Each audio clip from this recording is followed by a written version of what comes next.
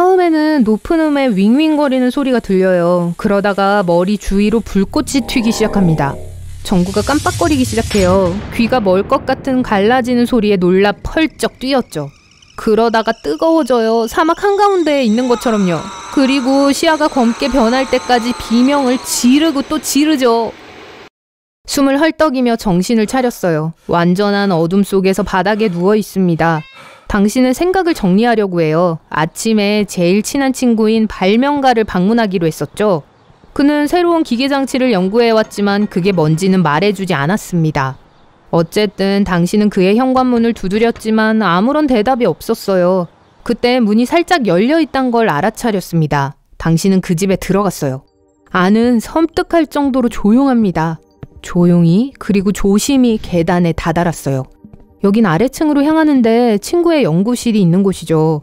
보통은 그는 아무도 들여보내주지 않아요.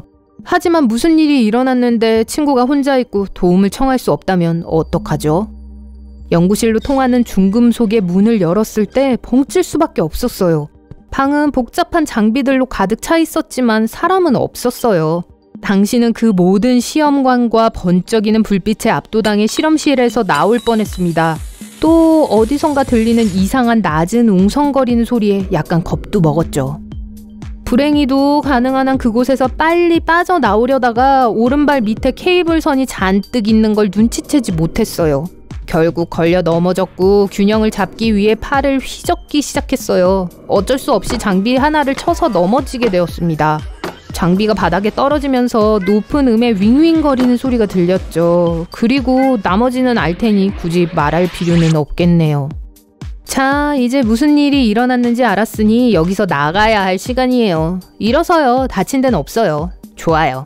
천천히 친구의 이름을 부르며 위층으로 올라가요. 대답이 없네요. 일단 집에 갔다가 사고 친 건 나중에 사과하기로 하죠. 하지만 집을 나서기 전에 뭔가가 당신의 관심을 끄네요. 벽에 거울이 아닌가? 왜냐하면 여러분의 모습이 비치지 않거든요. 당신은 혼란스러운 채 유리 표면을 쳐다봐요.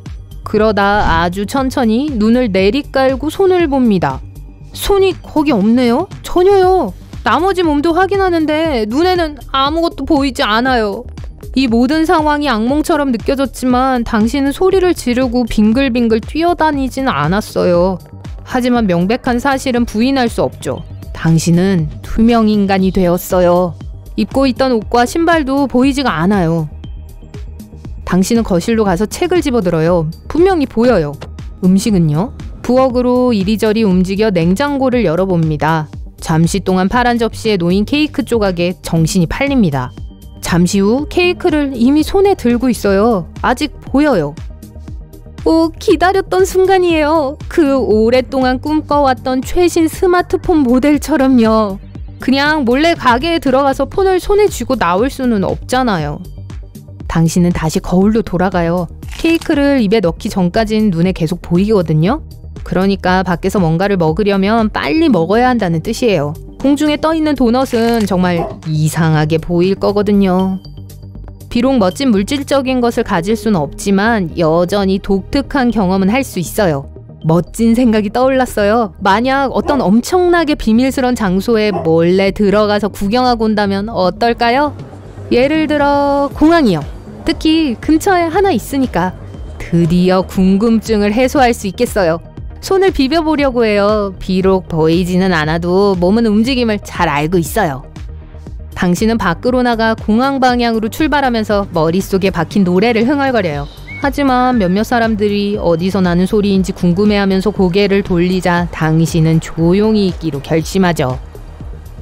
잠시 후 현재 상태의 또 다른 불편함이 개에 관한 거라는 걸 깨닫게 돼요. 비록 개가 당신을 볼 순 없지만 여전히 냄새는 잘 감지할 수 있죠. 개 한 마리가 주인의 곁을 떠나 당신을 향해 달려와요. 당신의 왼쪽 다리 냄새를 맡고 으르렁거리면서 당신 주위를 뛰어다니기 시작해요. 당신은 그 자리에 꼼짝도 못하고 있죠. 주인이 휘파람을 불며 반려견을 불렀어요. 하지만 당신을 내버려두는 대신 당신을 향해 짖기 시작해요. 남자가 개의 이름을 부른 후에야 개는 도망가요. 30분 후 다소 떨면서 공항에 도착해요. 아무 문제 없이 안으로 들어가요. 경비원 한 명을 스쳐 지나가고 또 한 명 더. 하지만 조짐이 좋아 보였던 문에 다가가자마자 날카로운 경보음이 당신을 깜짝 놀라게 하죠. 시스템이 당신의 체온을 감지한 것 같아요. 주변 소동에 겁을 먹어서 경비원들이 지나갈 수 있게 벽에 몸을 납작하게 붙였습니다. 이 사고가 당신의 호기심에 찬물을 끼얹어 버리죠. 이제 지금 하고 싶은 건 집에 가는 것뿐이에요. 공항 건물을 나오자 딜레마에 직면하게 되었습니다. 어떻게 집에 가죠? 걸어가려면 평생 걸릴 거예요. 자전거는 탈 수 없어요. 왜냐하면 알잖아요, 왜 그런지. 기사님이 당신을 볼 수 없어서 택시도 부를 수 없어요. 아마 버스는 탈 수 있을 텐데 주변에 버스가 없네요. 그럼 걸어가야겠네요. 2시간 뒤 당신은 지쳐 당장 휴식을 취하고 싶었죠.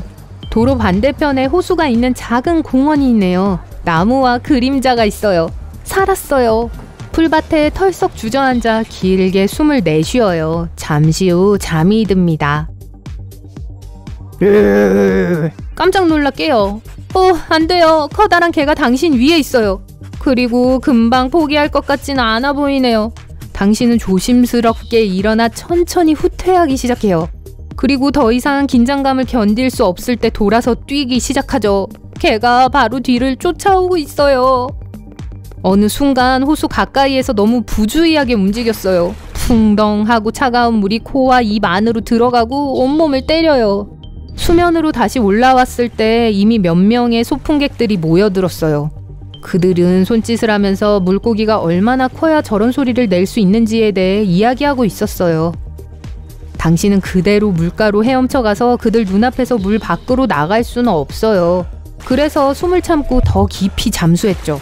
곧 호수 반대편에 다다라 드디어 마른 육지로 기어갈 수 있었어요. 오호, 몸이 부분적으로 보여요. 눈에 잘 보이는 흙, 해조류, 그리고 다양한 것들에 덮여있네요. 길거리에 반쯤 보이고 반쯤 안 보이는 상태로 나타나서는 안 돼요. 당신은 옷이 마르기를 기다리며 덤불 뒤에 앉아 시간을 보내요. 그런 다음 최대한 몸에 붙은 것들을 깨끗하게 하죠. 어두워지고 있어요. 피곤하고 목마르고 잠이 와요. 그리고 집은 아직도 멀었어요. 도시에서 가장 비싼 호텔을 지날 때 좋은 생각이 떠올라요. 저기서 쉴 수 있겠네요. 게다가 이렇게 럭셔리한 곳은 가본 적 없잖아요.